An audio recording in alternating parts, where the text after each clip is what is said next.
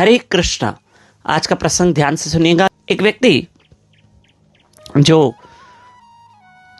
भगवान को नहीं मानता था और वो कभी किसी मंदिर नहीं गया, ना ही कभी भगवान की कोई भक्ति सेवा की, और जीवन में उसके ये था कि सब कुछ मैंने मेहनत की है, ये घर मैंने बनाया, ये सब कुछ मैंने किया है, ये मेरा बनाया हुआ है, ये सब मैंने बनाया है, ये सब मैंने मेहनत की है। एक दिन वो भोजन खा ही रहा था, अचानक पत्नी ने कहा, क्योंकि उनकी धर्म पत्नी रोज हरि कथा में जाती, संतों के पास जाती, हरि कथा सुनती, प्रभु की महिमा सुनती, तो वहां से वो उस दिन प्रवचन में ऐसी बात निकली, ऐसा विषय निकला कि भाई हमको खिलाने वाला भी भगवान है। तो जब धर्मपत्नी घर लौटी और पति उस वक्त घर में था, पति को भोजन दिया और पति जैसे ही पहला निवाला डाले तो पत्नी ने सिर्फ इतना कह दिया कि खिलाने वाला तो सबको भगवान है। तो पति ने कहा, जो भी मैं खा रहा हूं तो तेरा भगवान खिला रहा है? बोला हाँ, सबको खिलाने वाला तो वही है ना, वही है, और आपको, मुझे, दुनिया को, सबको खिलाने वाला वही है। अच्छा, तो ये सब मेरी मेहनत नहीं है, ये सब मैंने कमाया, मैंने किया है, मेरी मेहनत है, ये सब मैंने किया है।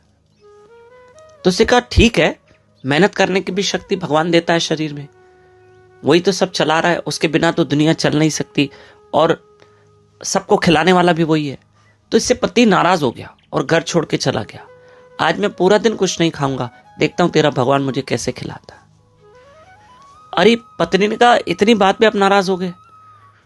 ठीक है, आप बैठिए, अपना भोजन कीजिए। नहीं, उसने नहीं माना, बोला मैं जा रहा हूं, और वो चला गया। वो चला गया घर छोड़ के, देखता हूं आज भगवान कैसे खिलाता है। अब घर से चला गया तो दूर कहीं एक पेड़ के नीचे बैठ गया। सामने देखा कि कुछ फैमिली के 8-10 लोग बैठ के पिकनिक करने आए वहां।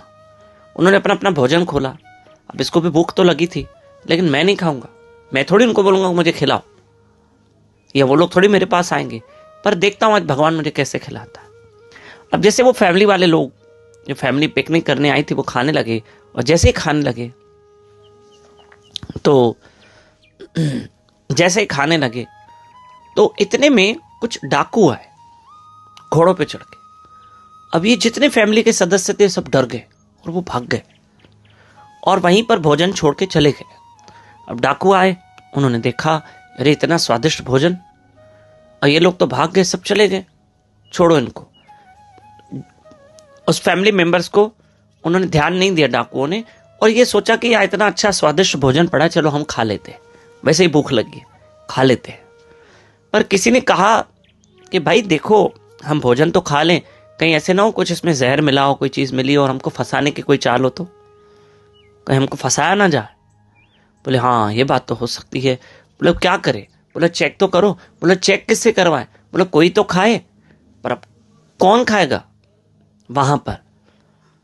तो ऐसे में देखा कि ये जो व्यक्ति घर से रूट कर आया था, एक पेड़ के पीछे छुप के बैठ गया था डाकुओं के डर से। ये छुप गया और डाकुओं की नजर इस पे गई। बोला अरे इसको पकड़ो। अब इसको पकड़ के लेकर आए। बोले खाओ, हमको टेस्ट करना है कि भोजन सही है, क्या है क्या नहीं है।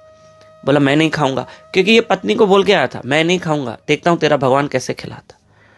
अब उसको डाकुओं ने कहा भाई ये नहीं खा रहा है, मतलब दाल में कुछ काला, कहीं इसमें जहर वहर ना हो, पहले इससे ट्रायल लो, यानी अर्थात इससे टेस्ट करवाओ। उसको जबरदस्ती मुंह में डाला और नहीं खाया तो उसको जबरदस्ती खिलाया, सर पे बंदूक रख के खिलाया, और इतना खिलाया कि डबल हो गया। अब थोड़ी देर उसको छोड़ दिया तो कोई रिएक्शन तो हुआ नहीं, सीधा साधा भोजन था। तो अब तू जा घर, और डाकुओं ने आपस में खा लिया और ये घर गया। पत्नी ने माफी मांगी, ठीक है मेरा भगवान नहीं खिलाता है, बस आप ही मेहनत करते हो, आप ही खाते हो, सब हमें भी आप ही खिलाते हो। तो उसे पत्नी को कहा नहीं, मैं नहीं खिलाता हूं, तेरा भगवान खिलाता है। आज पता चला कि आज मैं खा भी नहीं रहा था, लेकिन डाकुओं ने मुझे जबरदस्ती खिला दिया। देख तेरा भगवान कैसे खिलाता है, देख तेरा भगवान मुझे कैसे खिलाता है। मैं तो खा भी नहीं रहा था, सच में तूने सच कहा कि सबका पेट भरने वाला भगवान है। आज तो मैंने कसम खा के रखी थी कि मैं नहीं खाऊंगा, लेकिन मैं नहीं खा रहा था। उन्होंने तो सर पे बंदूक रख के खिलाया, पर मैं समझ गया कि वो मुझे खिलाना चाहता है, उसने मुझे खिलाया, ये मुझे एहसास हुआ। प्रिय बंधुओं, मैं मेहनत कर रहा हूं, तो मेहनत करने की शक्ति भी तो मुझे भगवान दे रहा है। मैं धन कमा रहा हूं तो धन कमाने की बुद्धि भी तो मुझे भगवान ने दी। देता तो ईश्वर है, खिलाने वाला वो, करण कराने वाला वो परमात्मा है। इसलिए उसको हर बार धन्यवाद कहना, पानी का एक घूंट पीते हुए भी कहना थैंक यू कृष्ण, प्रभु आपकी बड़ी मेहरबानी। खूब भजन, हरे कृष्ण कृष्ण कृष्ण हरे हरे, हरे राम राम राम हरे हरे।